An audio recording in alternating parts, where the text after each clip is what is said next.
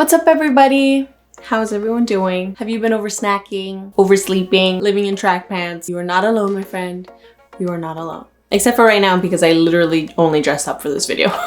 Now, I must admit that I feel kind of off filming this video.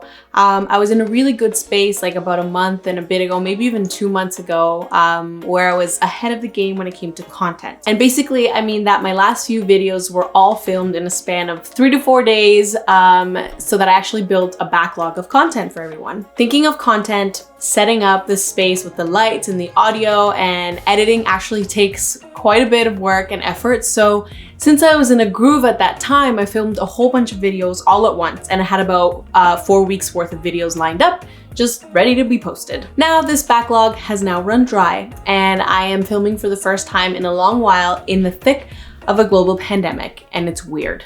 So as of today, I haven't read a single piece of news on COVID in about a week or so. And yes, when I say it out loud, it does sound like I'm just pretty much choosing to be ignorant. But honestly, I feel the need to focus on positive news from now on because hot damn, this is draining and very, very exhausting stuff. So I've decided that every Wednesday, my beloved Wedding Wednesday, COVID-19 will not exist in my world because positivity is very hard to achieve when you're in front of a camera by yourself while the world is in a crisis.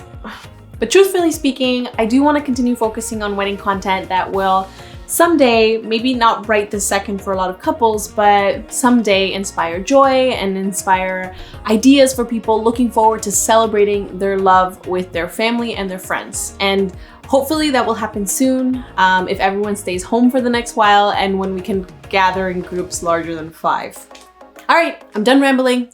Let's get right into it. This week, we're chatting about a few things that your guests may not notice if you have it, or not notice that it's even missing in the first place. And excluding any of the following items might actually save you some money. Now, I realize that we're all different and that something I might find important for an event might not necessarily be important to you and vice versa, but after seeing certain patterns at weddings, I wanted to share a list of things that your guests might not fuss about and that might save you a few $100s here and there. I don't mean to offend, but I'm just sharing some of my insights. Number 1 is ceremony programs. Ceremony programs require design and they require printing, both of which cost you money. If you make your own design using an app like Canva or something like that, then that's great because there's no design fee, but you still have to print and cut these things out. And if you're having a non-religious ceremony, which traditionally includes a processional, short message, vows, exchange of rings, signing of the marriage license, and a recessional, most people know how these things go and flow, so you don't necessarily need to outline it for them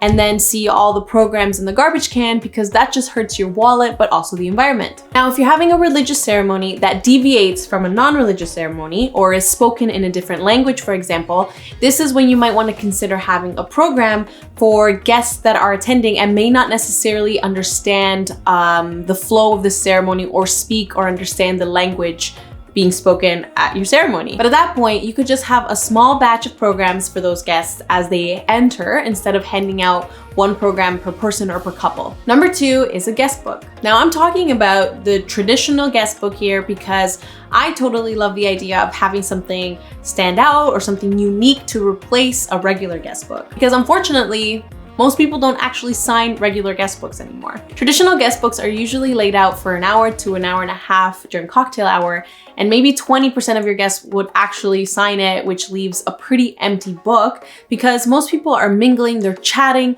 or they're carefully calculating where the appetizers are coming from and strategically placing themselves near the kitchen. Having a unique setup as a guest book can definitely be more inviting for your guests where they'll want to sign and write a love note because it's interactive, cute, and fun. And you could also have a member of the wedding party actually there reminding your guests to sign a puzzle piece or take a Polaroid photo and paste it in the scrapbook or write on a giant piece of Jenga. There are so many cool alternatives. Just think of spicing it up a bit and it might encourage your guests to take part. Number 3 is table linens. Renting table linens can get quite pricey. They will not have a lasting impact, and I assure you that your guests won't even know that you didn't pay for an upgrade, and they certainly won't be there chatting about it. The cost of renting table linens can vary between $20 to $30 per table linen, depending on how fancy you'd like it. So I've done the math for you.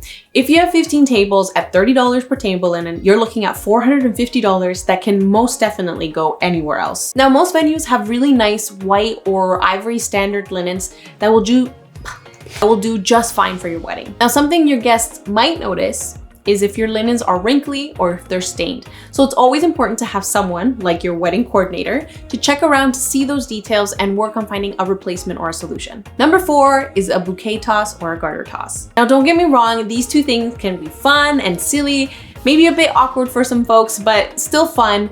But it is a bit of an antiquated tradition that is not particularly necessary, and your guests might not find it fun to be reminded that they're single and being called out for it. Bouquet or garter tosses are also usually done around 30 minutes to 1 hour after the dancing has already started. So it actually breaks up the dancing, which can be a bit of a bummer for your guests who are really enjoying themselves and they're breaking it down on the dance floor. Something you might want to consider if you definitely want to include both of these tosses is to open up the dance floor with that so that you're not interrupting the flow of the party later on. And lastly, some florists don't always give you a free toss bouquet with your floral packages.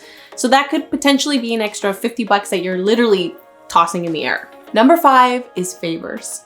Ooh, what a controversial item. I know that I might get myself into trouble here, but hear me out. When I talk to some of my couples, some of them think that giving a wedding favor is an obligation, but it is not. I've been to weddings where a lot of the favors are left behind by guests, and those situations make me sad because I know that those things cost money, or that the couple spent a lot of time making them by hand, and it's just a crappy situation to see them all left behind. I often recommend having edible favors because your guests will most likely just eat them on the spot, or making a donation to a charity that's really important to you, which is actually something that Johnny and I did. But truthfully, please don't think you have to give one. If you decide to give one, it should be thoughtful and meaningful.